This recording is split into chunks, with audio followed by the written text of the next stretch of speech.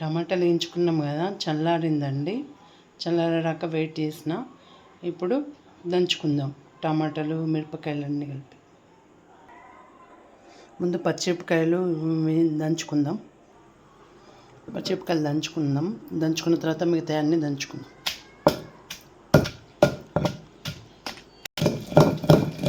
పచ్చిమిరపకాయలు మంచిగా దంగినాయండి. ఇప్పుడు పల్లీలు దంచుకుందాం. ఈ పచ్చిమిరపకాయల పేస్ట్ పక్కకు పెట్టుకొని పల్లీలు దంచుకుందాం. ఇవే పల్లీలల్లో ఎల్లిపాయలు ధనియాలు జీలకర్ర వేసి దంచుకుందాం.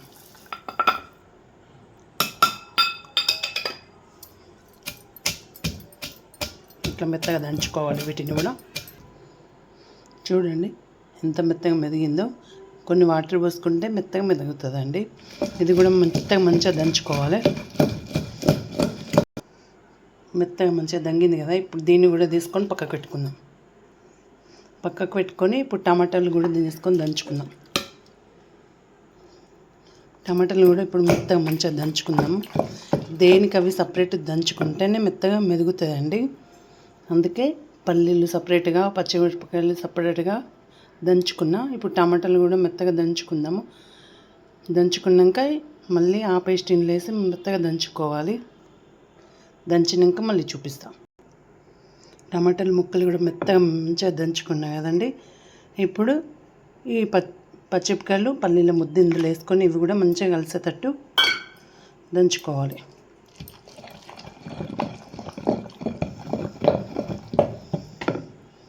ఇలా దంచుకున్న పచ్చళ్ళు చాలా టేస్టీగా ఉంటాయండి. జ్వరం వచ్చినప్పుడు, జలుబు అయినప్పుడు, నోరుకి ఏది తినబుద్ధి కానప్పుడు ఇట్లా రోటి పచ్చళ్ళు వేసుకొని తింటే చాలా టేస్టీగా ఉంటుంది. నోరు కూడా టేస్ట్ అనేది వస్తుందండి. నేను ఏ పచ్చడైనా దాదాపు రోట్లోనే దంచుతానండి. ఇంకొకటి పోపు కూడా పెట్టనండి. ఎందుకంటే పోపు పెడితే దాని ఫ్లేవర్ అనేది పోతుంది.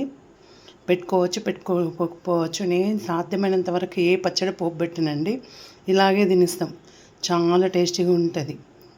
పూర్వకాలంలో మా అమ్మమ్మ, మా నాన్నమ్మ, మా అమ్మ అందరు ఇట్లనే నూరేదండి. అదే అలవాటు నాకు కూడా అయింది. అందుకే నేను కూడా ఇట్లనే దంచుతాను, ఇట్లనే తినేస్తాము. పిల్లలు కూడా తింటారండి, చాలా బాగా తింటారు.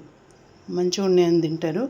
ఎందుకంటే బయట ఫుడ్ కంటే పిల్లలకి ఇంట్లో వేసి పెట్టితేనే ఈ రోజులలో పిల్లలు ఆరోగ్యంగా ఉంటారండి. అందుకే బయట ఫుడ్ బాగా అవాయిడ్ చేయండి. మేమైతే దాదాపు ఎప్పుడో ఒకసారి తీసుకొస్తాము. బయట ఫుడ్ అనేది పెట్టము. ఇలా పూర్వకాలం పద్ధతుల్లో వేసి పెడితే పిల్లలు కూడా చాలా ఇష్టంగా తింటారు. మంచిది ఆరోగ్యానికి. అందుకే సాధ్యమైనంత వరకు ఇలానే చేసుకొని తినండి. నేనైతే ఇట్లనే వేస్తామండి. చాలా మట్టుకు రోట్లోనే వేస్తాను. పిల్లలు కూడా తింటారు ఇష్టంగా, పోబెట్టకున్నా కూడా. వేడివేడి అన్నంలో తింటే చాలా బాగుంటుందండి. నేను ఈ పచ్చడి చేస్తాను. పిల్లలు ఇప్పుడు తింటారు ఇష్టం. ఇంకొకటి అండి, ఇందులో ఇష్టం ఉంటే కొత్తిమీర కూడా వేసుకోవచ్చు. నేను కొంచెం కొత్తిమీర వేస్తానండి.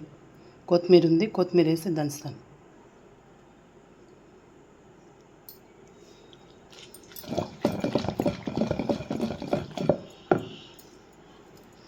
వేడివేడి అన్నం, చపాతీ, రోటీ దేనికైనా బాగుంటుందండి. టిఫిన్స్లో కూడా బాగుంటుంది. దోశ, ఇడ్లీ దేనికైనా బాగుంటుంది. ఈ వీడియో కనుక మీకు నచ్చినట్లయితే లైక్ చేయండి, షేర్ చేయండి, కామెంట్ చేయండి. అలాగే మన ఛానల్ని సబ్స్క్రైబ్ చేసుకోండి. వీడియో ఇంతవరకు చూసినందుకు ధన్యవాదాలు.